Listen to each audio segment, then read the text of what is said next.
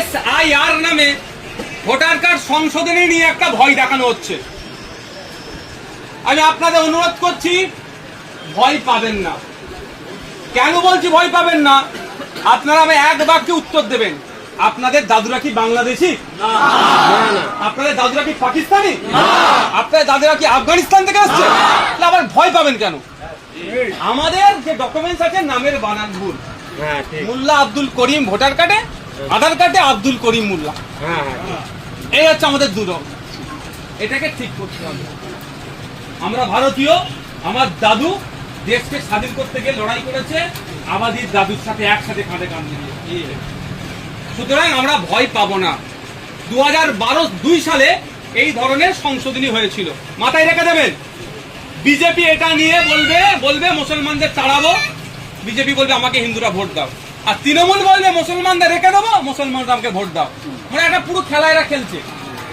আমি আপনাদের বলি, 2002 সালে এই ধরনের সংশোধনী হয়েছিল, তখন পশ্চিমবাংলায় 28 লক্ষ নাম বাদ পড়েছিল। কত?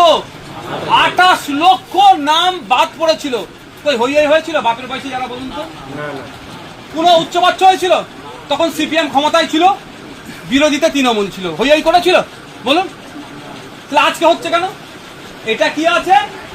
যারা অবৈধ ভোটার, আপনার ভাঙড়েও বাড়ি, আপনার নিউ টাউনে বাড়ি উঠে গেছেন, আপনি এখানেও ভোটার কার্ড করেছেন, নিউ টাউনে করেছেন, একটা ভাই কাটতে হবে তো। আপনি এখানেও থাকেন, দিল্লিতেও এখন যে থাকছেন, তাহলে একটা ভাই কাটতে হবে তো। আপনার দাদু কবে মারা গেছে, আপনার আব্বা মারা গেছে, আপনার মা মারা গেছে, ভোটার লিস্টে নাম উঠে আছে, ভাই ওটা কাটতে হবে, ওটা অবৈধ ভোটার। তার জন্য আমরা সহযোগিতা করব।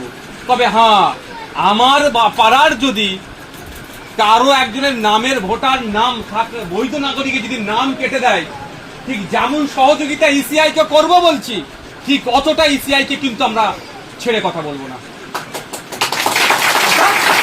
যদি আমার কোনো মায়ের নাম কেটে দিয়েছে ভোটার লিস্ট থেকে, তাহলে আমরা তার জন্য লড়াই করবো, ওর ডকুমেন্টস নেবো, তাহলে অবৈধ নাগরিক। আর যদি এর পাড়ায় অবৈধ না ভোটার কেউ ঢুকে থাকে, মরে গেছে, দু জায়গায় থাকে, আমরা তাকে ধরিয়ে দেবো অফিসারকে, যে এটা অবৈধ ভোটার। প্রয়োজনে আমরা কি করব, সে যে মারা গেছে তার নামটা অফিসারদের দিয়ে দেবো।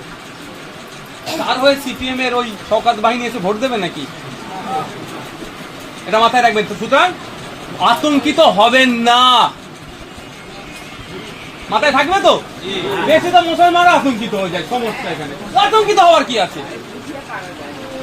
আতঙ্কিত হওয়ার কি আছে? একটাই ভাই আমার উত্তর, যে আমার দাদু দেশ স্বাধীন করার ক্ষেত্রে লড়াই করেছিল, আপনার দাদু লড়াই করেছিল, ভয় পাওয়ার কি আছে? কিন্তু হ্যাঁ, ডকুমেন্টসে যেটা আপনাদের গন্ডগোল আছে, নামের বানান ভুল, এটা আমি দায়িত্ব নিয়ে বলতে পারি।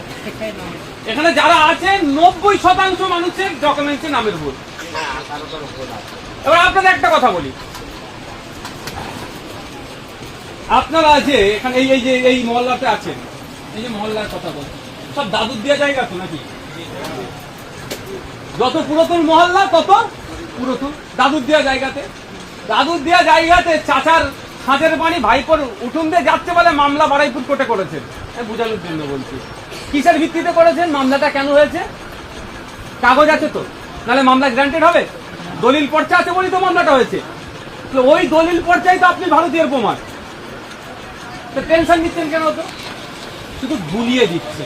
হ্যাঁ, 2-4টে বিজেপি বদমাইশি করেছে, যেটা আমাদের মাল্লার আমির শেখকে কাগজপত্র থাকার পরেও ওপারে ফেলেছে, ওটা আমরা আইনি লড়াইয়ের দিকে যাব।